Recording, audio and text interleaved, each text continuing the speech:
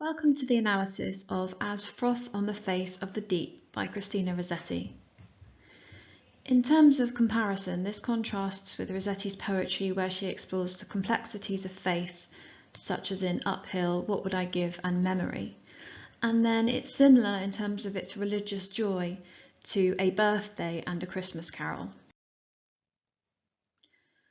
So obviously really short poem, but there's quite a lot to say about it in terms of structure and language use.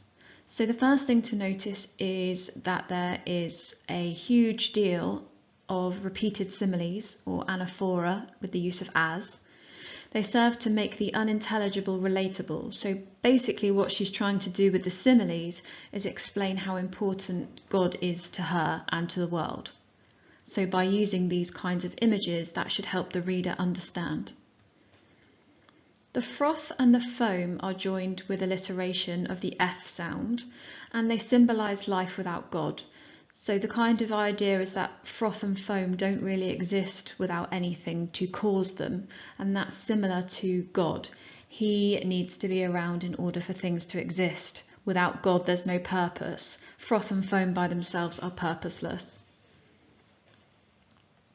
And this could link to the contextual biblical reference of the fact that, and earth was without form, Spirit of God moved upon the face of the waters. So from Genesis, the idea of the world being empty and bleak without the moving of God.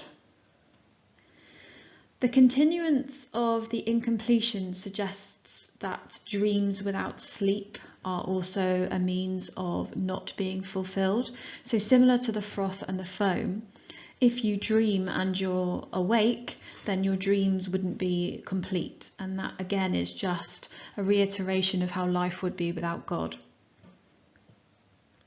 The antithesis of day and night emphasises God's presence, the fact that he is around at all points in all parts of the world.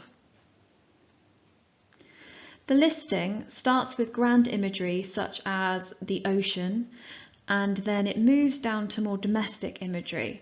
So we're talking about the harvest to the ordinary man, and this just emphasises the importance of God in every aspect of life.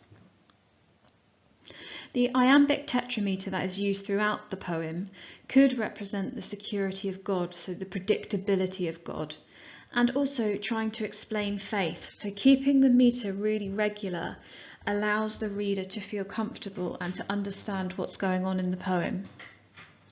The final line completes the similes, so it demonstrates how difficult it is to explain faith, because we don't get to the answer of the similes until the very end of the poem. The meter changes in the last line from the iambic tetrameter to the trochaic trimester, and that emphasises the O, the God, and thee. And it's also punctuated at the end, which suggests that this is the final thing that you need to remember.